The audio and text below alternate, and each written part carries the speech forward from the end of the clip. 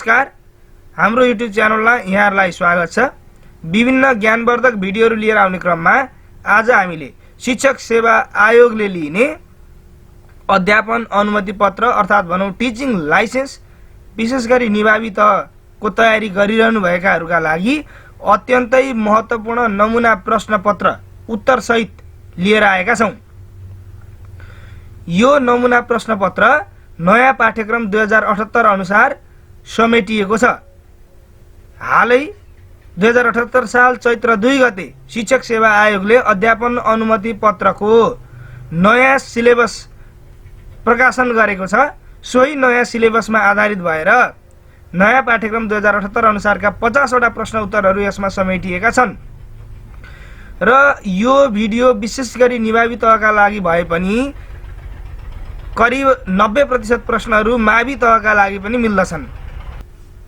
साथीहरू, यदि तपाईहरु यस युट्युब च्यानलमा पहिलो पटक भिजिट गर्दै हुनुहुन्छ, हाम्रो भिडियो पहिलो पटक हेर्दै हुनुहुन्छ अथवा भनौं यस युट्युब च्यानललाई सब्स्क्राइब गर्नु भएको छैन भने हाम्रो युट्युब च्यानललाई सब्स्क्राइब गरी छेउमै रहेको बेल बटन थिच्न नभुल्नु होला, ताकि हामीले हालेका अन्य यस्तै ज्ञानवर्धक भिडियोहरू हाल्ने बित्तिकै तपाई सामु पुगुन्।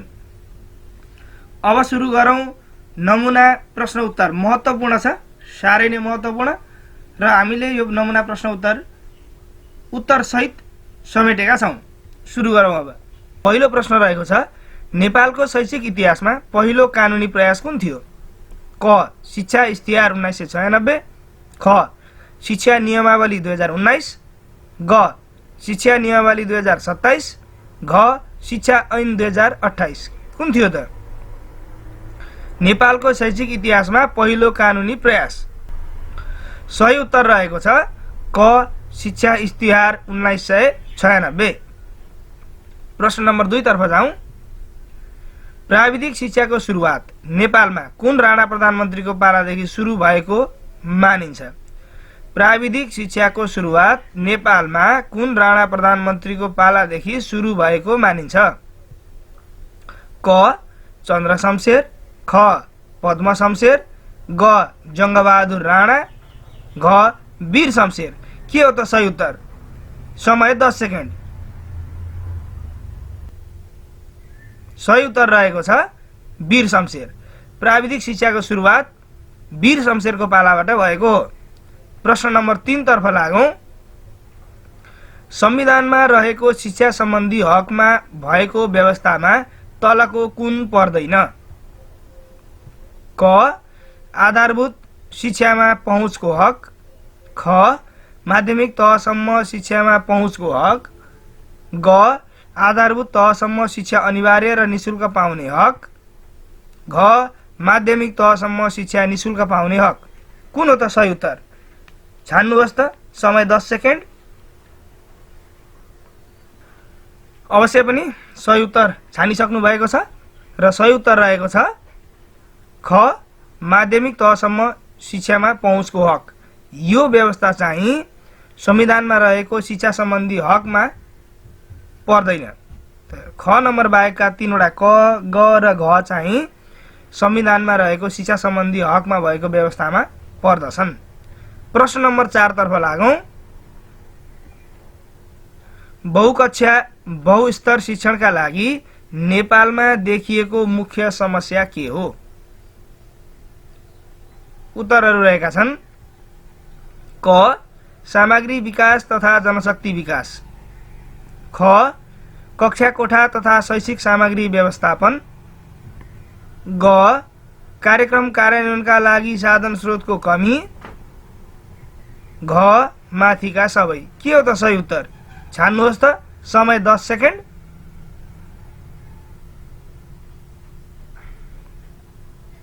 सही उत्तर रहेको छ माथिका सबै। प्रश्न नम्बर 5 तर्फ लागौं। कक्षा व्यवस्थापन कार्यमा सबैभन्दा बढी जिम्मेवार पक्ष कुन हो? कक्षा व्यवस्थापन कार्यमा सबैभन्दा बढी जिम्मेवार पक्ष कुन हो त? क. विद्यालय व्यवस्थापन समिति, ख. शिक्षक, ग. विद्यार्थी र अभिभावक, घ. प्रधानाध्यापक। कक्षा व्यवस्थापनमा सबैभन्दा बढी जिम्मेवार को हुन्छ त? यी 4 वटा अप्सनहरु मध्ये कुन चाहिँ सही उत्तर हो त? छान्नुहोस् त एकपटक। सही उत्तर रहेको छ ख शिक्षक। प्रश्न नम्बर 6 तर्फ लागौं। शैक्षिक वृद्धिको क्रमबद्ध कथन शिक्षा मनोविज्ञान हो। यो भनाइ कोसँग सम्बन्धित छ? शैक्षिक वृद्धिको क्रमबद्ध कथन शिक्षा मनोविज्ञान हो। यो भनाइ कोसँग सम्बन्धित छ अथवा कसको हो भनेर बुझ्न पनि हुन्छ। अप्सनहरू छन् क स्किनर, ख क्रो एन्ड क्रो, ग स्टेफेन र घ वाल्टर बी। कसको हो त यो भनाइ? कोसँग सम्बन्धित छ? पक्कै पनि तपाईहरुको राम्रो तयारी छ। तपाईहरुले यसको सही उत्तर थाहा पाइसक्नु भएको छ। सही उत्तर रहेको छ ख क्रो एन्ड क्रो। प्रश्न नम्बर 7 तर्फ लागौं। बहुकक्षा बहुस्तर शिक्षणका लागि नेपालमा देखिएको मुख्य समस्या के हो? सामग्री विकास तथा जनशक्ति विकास, कक्षा कोठा तथा शैक्षिक सामग्री व्यवस्थापन, कार्यक्रम कार्यान्वयनका लागि साधन स्रोतको कमी, माथिका सबै। के हो त सही उत्तर?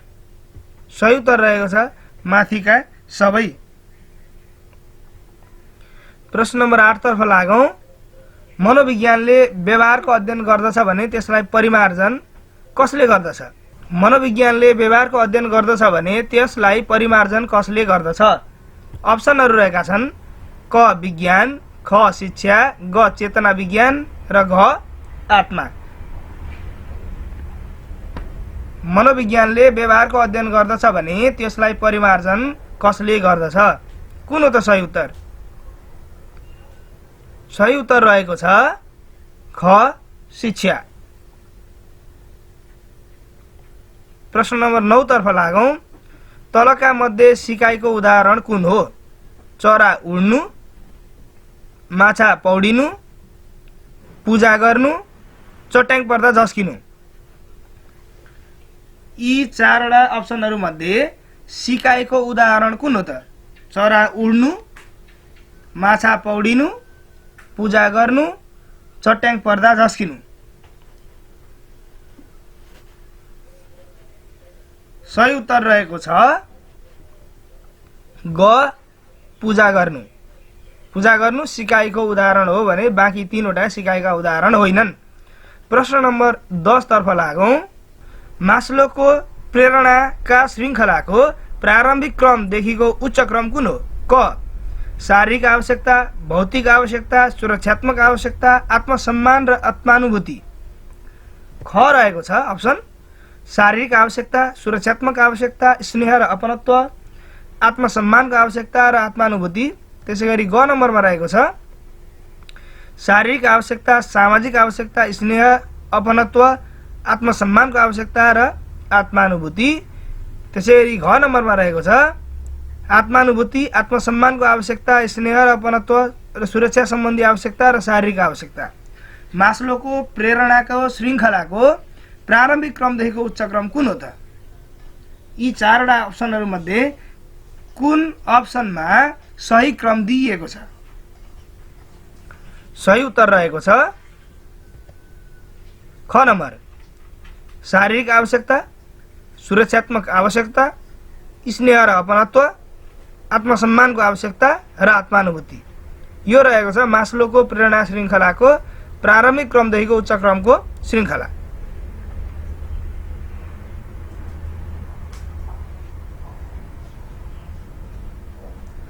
प्रश्न नम्बर 11 तर्फ लागौं। नेपाली पढेको मानिसलाई अंग्रेजी पढ्न गाह्रो हुनु कुन प्रकारको सिकाइको स्थानान्तरण हो? अप्सनहरू छन् सकारात्मक स्थानान्तरण, नकारात्मक स्थानान्तरण, असम्बन्धित स्थानान्तरण, अपेक्षित स्थानान्तरण। के हो त सही उत्तर? नेपाली पढेको मानिसलाई अंग्रेजी पढ्न गाह्रो हुनु कुन प्रकारको स्थानान्तरण हो? सही उत्तर रहेको छ नकारात्मक स्थानान्तरण। प्रश्न नम्बर 12 तर्फ लागौं। विद्यालय शिक्षामा कसको भूमिका नगण्य हुन्छ? गैर सरकारी संस्था, सामाजिक संस्था, नागरिक समाज, कूटनैतिक नियोग। यी चारवटा मध्ये विद्यालय शिक्षामा कसको भूमिका नगण्य हुन्छ त? सही उत्तर रहेको छ घ कूटनैतिक नियोग। प्रश्न नम्बर 13 तर्फ लागौं। विद्यालय र समाज सम्बन्धी सबैभन्दा मेल खाने सम्बन्ध कुन हो? क school as the system society, ख school as the sub system society, ग school as the mirror of society, घ school as the heart of society. विद्यालय र समाज सम्बन्धी सबैभन्दा मेल खाने सम्बन्ध, यी चारवटा मध्ये सबैभन्दा धेरै मात्रामा मेल खाने सम्बन्ध कुन हो त? सही उत्तर कुन रहेको छ?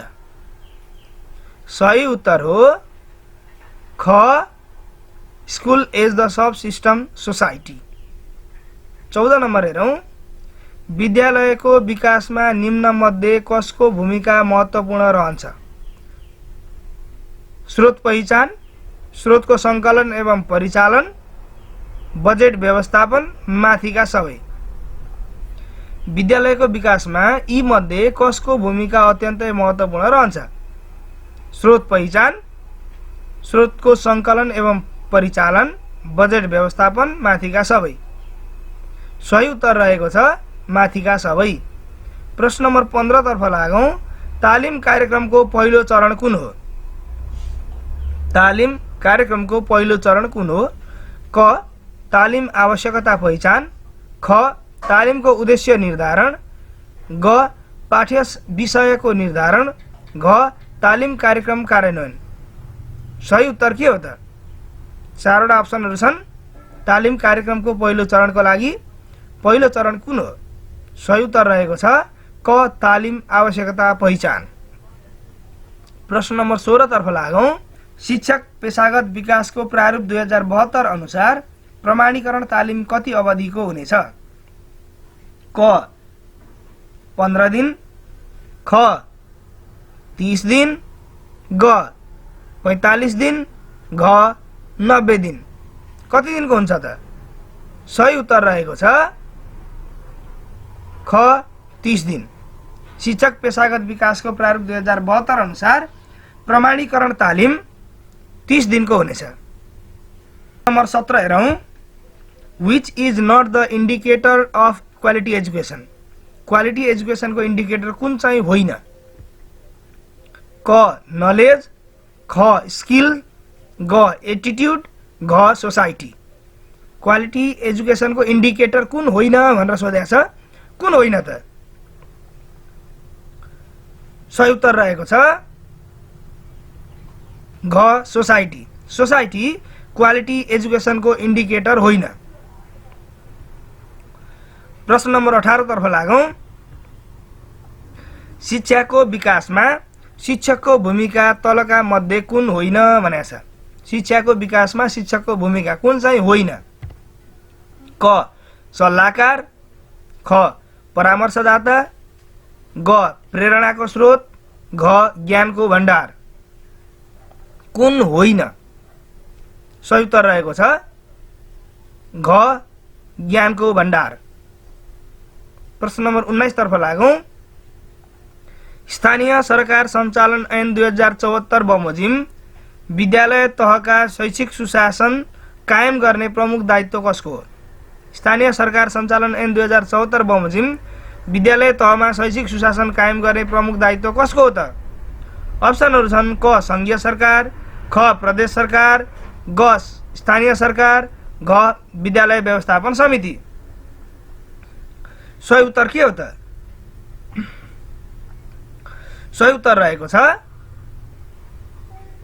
ग स्थानीय सरकार। प्रश्न नम्बर 20 तर्फ लागौं। शिक्षा ऐन अनुसार मुख्य कुन कार्य गर्न विद्यालय व्यवस्थापन समितिको गठन हुने व्यवस्था गरिएको छ? भनेपछि विद्यालय व्यवस्थापन समितिको गठन गर्नुको मुख्य उद्देश्य के हो त? अप्सनहरू छन् क विद्यालयको व्यवस्थापन गर्न, ख विद्यालयको सञ्चालन रेखदेख र व्यवस्थापन गर्न, ग शिक्षा गरेको नियन्त्रण र रेखदेख गर्न, घ विद्यालय सञ्चालन गर्न। त विद्यालय व्यवस्थापन समितिको गठन यी चारवटा मध्ये मुख्य के का लागि गरिएको हुन्छ? सही उत्तर के हो त? सही उत्तर रहेको छ ख विद्यालयको सञ्चालन, रेखदेख र व्यवस्थापन गर्न। प्रश्न नम्बर 21 हेरौँ। शैक्षणिक उद्देश्यका प्रकारहरूमध्ये संज्ञानात्मक वा ज्ञानात्मक क्षेत्र अर्थात् भनौँ कग्निटिभ डोमेन तहहरूको क्रम कुन हो? क knowledge, comprehension, application, analysis, synthesis. ख knowledge, application, comprehension, synthesis, analysis. ग knowledge, synthesis, analysis, application, comprehension. घ comprehension, knowledge, application, synthesis, analysis. यी मध्ये कग्निटिभ डोमेनका तहहरूको क्रम कुन सही हो त? सही उत्तर रहेको छ क knowledge, comprehension, application, analysis, synthesis. कक्षा कोठामा शिक्षण सामग्री प्रस्तुत गर्नुको प्रमुख उद्देश्य के हो? अप्सनहरू छन् मूर्त धारणाको विकास गर्नु, ख ध्यानाकर्षण गर्नु, ग शिक्षणलाई रुचिकर बनाउनु, घ समयको सदुपयोग गर्नु। त शिक्षण सामग्री प्रस्तुत गर्नुको प्रमुख उद्देश्य के हो त? सही उत्तर रहेको छ क मूर्त धारणाको विकास गर्नु। प्रश्न नम्बर 23 हेरौँ। स्थानीय सरकार सञ्चालन ऐन 2074 बमोजिम विद्यालय तहमा शैक्षिक सुशासन कायम गर्ने प्रमुख दायित्व कसको हो भनेको छ? सङ्घीय सरकार, प्रदेश सरकार, स्थानीय सरकार, विद्यालय व्यवस्थापन समिति। सही उत्तर रहेको छ स्थानीय सरकार। प्रश्न नम्बर 24 तर्फ लागौँ। शिक्षा ऐन 2028 को संशोधनका बारेमा तलका मध्ये केलाई उपयुक्त विकल्प मान्नुहुन्छ भनेर सोधेको छ। पहिलो कलममा चौथो संशोधन, पाँचौं संशोधन, छैठौं संशोधन, सातौं संशोधन दिएको छ भने दोस्रो कलममा मिति दिएको छ। एक नम्बरमा 2059 7 14, त्यसै गरी दोस्रो नम्बरमा 2058 10 25, तेस्रोमा 2055 10 1, चौथोमा 2045 7 10, पाँचौँमा 2049 7 13 दिएको छ। भने हामीले यो शिक्षा ऐन 2028 को संशोधन कुन संशोधन कहिले भयो भनेर चाहिँ पत्ता लगाउनु पर्ने हुन्छ। अब यहाँ अप्सनहरू पनि दिएका छन्। यी अप्सनहरूमध्ये यी विकल्पहरूमध्ये सही विकल्प कुन हो त? जस्तै भनौँ क मा दिएको छ A4, B5, C3, D2, A4 अर्थात् चौथो संशोधन 4 नम्बर अनुसार भयो भन्छ। मतलब 2045 7 10 मा चौथो संशोधन भन्यो। B5 भनेको छ अर्थात् पाँचौं संशोधन 2049 7 13 भन्यो। C3 अर्थात् छैठौं संशोधन 2055 10 1 मा भयो। त्यसै गरी D2 भनेको छ सातौं संशोधन 2058 10 25 मा भयो भने क अप्सनले, विकल्प क ले। अब विकल्प ख हेर्ने हो भने A3, B4, C5, D2 त्यसै गरी ग मा अर्को छ, घ मा अर्को छ। यी चारवटा विकल्पहरू मध्ये यी संशोधन चौथो, पाँचौं, छैठौं, सातौं संशोधन भएको मितिसँग मेल खाने गरी जोडा मिलाउनु पर्यो भने कुन विकल्प उपयुक्त हुन्छ त? तपाईहरुलाई समय 10 सेकेन्ड। अत्यन्तै महत्त्वपूर्ण प्रश्न रहेको छ। सही उत्तर रहेको छ क A4, B5, C3, D2 अर्थात् शिक्षा ऐन 2028 को चौथो संशोधन 4 नम्बर मतलब 2045 7 10 मा भएको, पाँचौं संशोधन 5 नम्बर अर्थात् 2049 7 13 मा भएको, छैठौं संशोधन 3 अर्थात् 2055 10 1 मा भएको भने सातौं संशोधन 2058 10 25 मा भएको हो। प्रश्न नम्बर 25 तर्फ लागौं। शिक्षा नियमावली 2049 अनुसार कुनै कक्षामा तोकिएको भन्दा बढी विद्यार्थी भए अर्को वर्ग खोल्न कसको अनुमति लिनु पर्दछ? क विद्यालय व्यवस्थापन समिति, ख शिक्षा विकास तथा समन्वय एकाइ, ग स्थानीय निकायको शिक्षा शाखा, घ शिक्षक अभिभावक सङ्घ। शिक्षा नियमावली 2049 अनुसार कुनै कक्षामा तोकिएको भन्दा बढी विद्यार्थी भए अर्को वर्ग खोल्न कसको अनुमति लिनु पर्दछ? यी चारवटा विकल्पहरूमध्ये सही विकल्प रहेको छ ख शिक्षा विकास तथा समन्वय एकाइ। प्रश्न हेरौँ। विद्यार्थीको आचरण तथा स्वभाव तलका मध्ये कुन अभिलेखमा राखिन्छ? क सञ्चित अभिलेख, ख घटनावृत्त अभिलेख, ग व्यक्तिगत अभिलेख, घ माथिका सबै। के हो त सही उत्तर? सही उत्तर रहेको छ व्यक्तिगत अभिलेख। अर्को प्रश्नतर्फ लागौँ। पाठ्यक्रमलाई उद्देश्यको रूपमा व्याख्या गर्ने पहिलो विद्वान को हुन्? पाठ्यक्रमलाई उद्देश्यको रूपमा व्याख्या गर्ने पहिलो विद्वान को हुन् त? विकल्पहरू यस प्रकार छन्। क टेलर, ख हिल्डा ताबा, ग क्रो एन्ड क्रो, घ मोसे।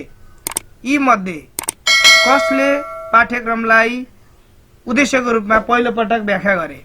सही उत्तर के हो त? सही उत्तर रहेको छ ग क्रो एन्ड क्रो। क्रो एन्ड क्रोले पहिलो पटक पाठ्यक्रमलाई उद्देश्यको रूपमा व्याख्या गरेका थिए। मिश्रित शिक्षणका सबल पक्ष कुन हो? मिश्रित शिक्षणको सबल पक्ष कुन हो त?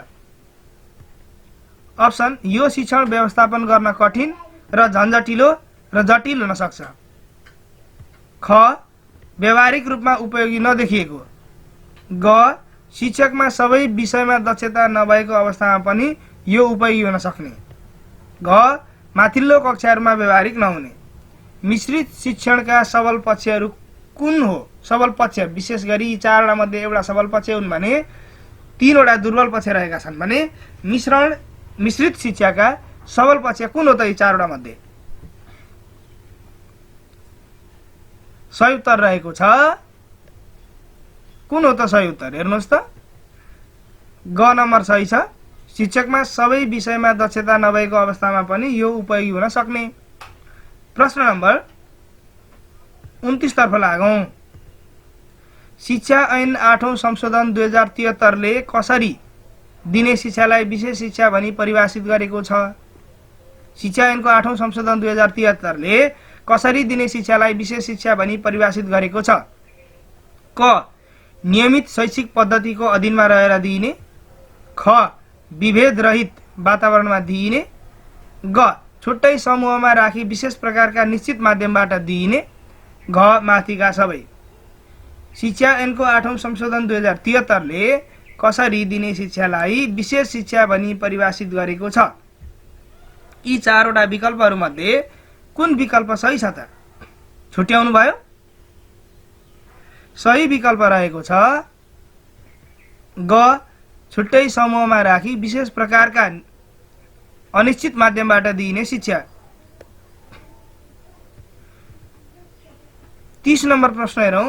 पाठ्यपुस्तकको प्रयोग, शिक्षण प्रक्रिया, परियोजना आदि विषयमा अव्यवस्थित र क्रमबद्धता बनाउन के आवश्यक पर्दछ? प्रश्न नम्बर 30 हेरौँ। पाठ्यपुस्तकको प्रयोग, शिक्षण प्रक्रिया, परियोजना आदि विषयमा व्यवस्थित र क्रमबद्धता बनाउन के आवश्यक पर्छ? क पाठ्य सामग्री, ख पाठ्यक्रम, ग शैक्षिक सामग्री, घ शिक्षक निर्देशिका। के हो त सही विकल्प? सोच्नुहोस् त।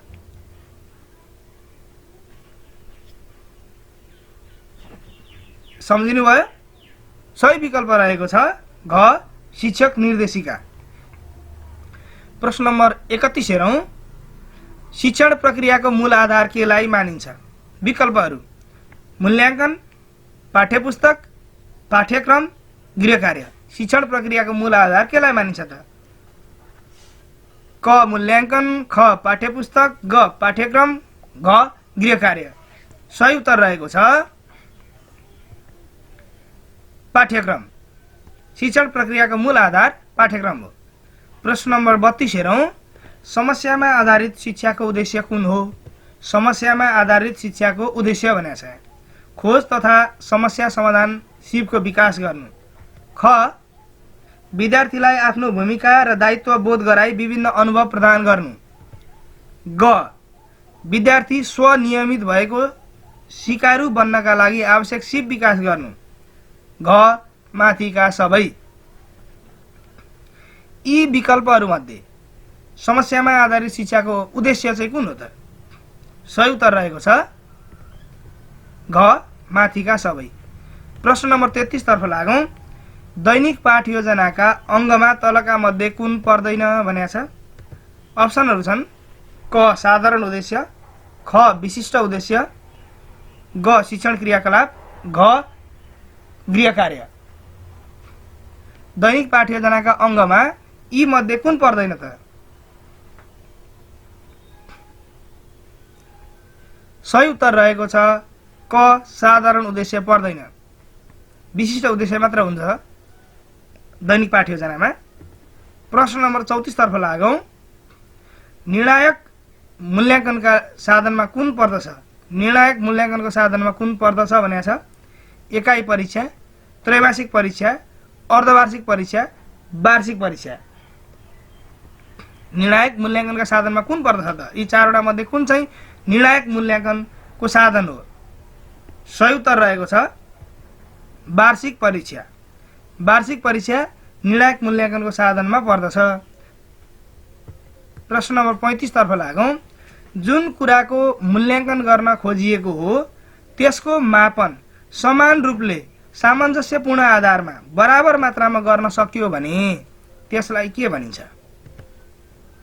क विश्वसनीयता, ख वैधता, ग मापन, घ मूल्याङ्कन। जुन कुराको मूल्याङ्कन गर्न खोजिएको हो त्यसको मापन समान रूपले सामञ्जस्यपूर्ण आधारमा बराबर मात्रामा गर्न सकियो भने त्यसलाई के भनिन्छ? विश्वसनीयता, वैधता, मापन, मूल्याङ्कन। सही उत्तर रहेको छ विश्वसनीयता। प्रश्न नम्बर 36 तर्फ लागौं। हाम्रो देशमा मूल्याङ्कनका लागि प्रचलनमा आएका परीक्षा कति प्रकारका हुन्छन् अथवा कति प्रकारका छन्? क 1, ख 2, ग 3, घ 4। हाम्रो देशमा मूल्याङ्कनका लागि प्रचलनमा कति प्रकारका परीक्षा सञ्चालन गरिन्छन् भनेर सोधेको यो। कति प्रकारका गरिन्छन् त? 3 प्रकार रहेका छन्। प्रश्न नम्बर 37 तर्फ लागौं। प्रश्नपत्र निर्माणमा एक शिक्षकले कति चरणहरू पार गर्नु पर्दछ? 2 चरण, 4 चरण, 6 चरण, 1 चरण। प्रश्नपत्र निर्माणमा एक शिक्षकले कति चरणहरू पार गर्नु पर्दछ? विकल्पहरू रहेका छन् 2 चरण, 4 चरण, 6 चरण, 1 चरण। के हो त सही उत्तर? तपाईहरुले राम्रो तयारी गर्नुभएको होला, पक्कै पनि उत्तर पत्ता लगाइसक्नु भएको छ। सही उत्तर रहेको छ ग 6 चरण। एक शिक्षकले प्रश्नपत्र निर्माण गर्दा 6 वटा चरणहरू पार गर्नु पर्दछ। 38 नम्बर हेरौं। प्राचीन कालमा मनोविज्ञानको अर्थ केलाई मानिन्थ्यो? आत्माको विज्ञान, मन मस्तिष्कको विज्ञान, खेतालाको विज्ञान, व्यवहारको विज्ञान। प्राचीन कालमा मनोविज्ञानको अर्थ केलाई मानिन्थ्यो? सही उत्तर के हो त? सही उत्तर रहेको छ क आत्माको विज्ञान। सही उत्तर रहेको छ क आत्माको विज्ञान। प्रश्न नम्बर 39 तर्फ लागौं। कम्प्युटरको माध्यमबाट जुनसुकै कुरा सिक्न मिल्ने अनलाइन प्रविधिलाई के भनिन्छ? क कम्प्युटर लर्निङ, ख नेट लर्निङ, ग साइबर लर्निङ, घ स्पेस लर्निङ। के हो त सही उत्तर? सही उत्तर रहेको छ ग साइबर लर्निङ। प्रश्न नम्बर 40 हेरौं। अफिस प्याकेज भित्र के पर्दैन? Word, Excel, PowerPoint, Windows. के चाहिँ अफिस प्याकेज भित्र पर्दैन त? सही उत्तर रहेको छ घ विन्डोज। प्रश्न नम्बर 41 तर्फ लागौं। मल्टिमिडिया भनेको के हो? एक भन्दा बढी मिडियाको सङ्कलन, पढाइ, सिकाइ र मनोरञ्जनका लागि प्रयोग गरिने विद्युतीय सामग्री, text, image, audio, video, animation आदिको प्रयोग, माथिका सबै। के हो त मल्टिमिडिया भनेको? चारवटा विकल्पहरूमध्ये कुन चाहिँ सही विकल्प हो? सही विकल्प कुन हो त? सही विकल्प रहेको छ माथिका सबै। प्रश्न नम्बर 42 तर्फ लागौं। तलको समूहमा प्रश्नवाचक चिन्हको ठाउँमा के आउँछ? हेर्नुस् त यो सिरिज अल्फाबेट सिरिज रहेको छ। बी, त्यसपछि जे, फेरि ए, एस, फेरि बी दोहोरियो, क्वेशन मार्क, के, एम रहेको छ। यसमा सही विकल्प के हुन सक्छ? ए, बी, सी, डी। प्रश्नवाचक चिन्ह क्वेशन मार्कको ठाउँमा केले रिप्लेस गर्न सक्छ? पत्ता लगाउनुस् त। समय 20 सेकेन्ड दिइनेछ। यस्तो प्रश्न समाधान गर्दा हामीले यो सिरिजको सम्बन्ध पत्ता लगाउनु पर्ने हुन्छ। यो अल्फाबेट सिरिजमा के सम्बन्ध दिइएको छ सो पत्ता लगाउँ। जस्तै यहाँ बी, जे, ए, एस छ भनेपछि यहाँ कुनै अङ्क जोडेर आउने सिरिज होइन, नियमित अङ्कको फरकमा पर्ने सिरिज पनि होइन। त के हुन सक्छ विकल्प? यसलाई यदि हामीले वैशाख जेठ अनुसार हेर्यौँ भने के हुन्छ? हेर्नुस् त। सुरुको अङ्क बी छ, सुरुको अल्फाबेट बी छ, वैशाख। दोस्रो जे छ, ज्येष्ठ। असारको ए, श्रावणको एस, भदौको बी। मिल्दो रहेछ? वैशाख, ज्येष्ठ, असार, साउन, भदौ, त्यसपछि के आउँछ? असोज। त्यसो भए उपयुक्त विकल्प के हुन सक्छ त? ए। क्वेशन मार्कको ठाउँमा ए हुन जान्छ। त्यसैले पहिलो सही उत्तर रहेको छ ए। अर्को प्रश्न हेरौँ। प्रश्न नम्बर 43। निशुल्क पाठ्यपुस्तक वितरण दिनका रूपमा कहिले मनाइयो? यसलाई एक खालको दिवसको रूपमा मनाइएको छ। निशुल्क पाठ्यपुस्तक वितरण दिन अथवा पाठ्यपुस्तक वितरण दिवस भनेर मनाइएको थियो। कहिले मनाइएको थियो? पहिलो अप्सन 2073 वैशाख 5, ख नम्बर 2074 वैशाख 5, ग 2072 वैशाख 5, घ 2075 वैशाख 5। के हो त सही उत्तर? कहिले पाठ्यपुस्तक वितरण दिवस मनाइयो? सही उत्तर रहेको छ क 2073 वैशाख 5 गते। प्रश्न नम्बर 44 तर्फ लागौं। हाल प्रचलनमा रहेको विद्यालय शिक्षाको संरचना कुन हो? विकल्प क 3-2-2-2, विकल्प ख 8-4, विकल्प ग 3-2-5, विकल्प चौथो 3-5-2। त यी मध्ये सही विकल्प कुन हो त? सही विकल्प रहेको छ 8+4। कक्षा 1 देखि 8 सम्म आधारभूत तह, 9 देखि 12 सम्म माध्यमिक तह। प्रश्न नम्बर 45 तर्फ लागौं। निर्णायक मूल्याङ्कनका साधनमा कुन पर्दछ? एकाइ परीक्षा, त्रैमासिक परीक्षा, अर्धवार्षिक परीक्षा र वार्षिक परीक्षा। सही उत्तर रहेको छ वार्षिक परीक्षा। प्रश्न नम्बर 46 तर्फ लागौं। औपचारिक शिक्षाको स्वरूप कस्तो हुन्छ? विकल्प क समय, शिक्षण प्रक्रिया, पाठ्यवस्तु लचिलो हुने, विकल्प ख तत्कालीन उपयोगितामा आधारित हुने, विकल्प ग जीवन निर्वाह गर्नका लागि सहयोगी हुने र विकल्प घ माथिका सबै। उत्तर रहेको छ माथिका सबै। तर्फ लागौं। समूहमा नमिल्ने पत्ता लगाउनुहोस् भनेको छ। सेन्टिमिटर, किलोमिटर, माइल, फुट, ग्राम। यी मध्ये दिएको समूहमा कुन चाहिँ विकल्प मिल्दैन? हेर्नुहोस्। क सेन्टिमिटर, ख किलोमिटर, ग माइल, घ फुट। यी चारैवटा लम्बाई नाप्नका लागि प्रयोग हुन्छन् भने ग्राम लम्बाई नाप्नका लागि प्रयोग हुँदैन। तसर्थ यहाँ नमिल्ने ग्राम रहेको छ। प्रश्न नम्बर 48 हेरौं। प्रश्न चिन्हमा भएको स्थानमा कुन अङ्क आउँछ? प्रश्न चिन्ह भएको स्थानमा कुन अङ्क आउँछ त? हेर्नुस् त। टेबल पहिलो लहरमा के छ 0 3 8, दोस्रो लहरमा 3 8 15, तेस्रोमा 8 15 र प्रश्नवाचक चिन्ह रहेको छ। त यस्तो म्याट्रिक्स सल्भ गर्नको लागि पहिलो लहर अथवा पहिलो कलम, दोस्रो लहर र दोस्रो कलममा कुन सूत्र प्रयोग हुन्छ त्यो पत्ता लगाउनु पर्ने हुन्छ। नियम कुन प्रयोग भइएको छ, पहिलो लहर र दोस्रो लहर अथवा पहिलो कलम र दोस्रो कलममा कुन नियम प्रयोग भएको छ, सो नियम पत्ता लगाउनु पर्दछ। सो नियम पत्ता लगाइसकेपछि क्वेसन मार्क भएको ठाउँमा के राख्ने भन्ने पनि पत्ता लगाउन सहज हुन्छ। हेर्नुहोस्, सुरुमा दिएको छ 0, त्यसपछि 3, त्यसपछि 8। नियम के छ हेर्नुहोस् त, 0 भनेको 1 को स्क्वायर माइनस 1 गरौँ, 1 स्क्वायर भनेको 1 नै हो, फेरि 1 माइनस गरौँ, 1 स्क्वायर माइनस 1 भनेको कति हुन्छ, 0 हुन्छ।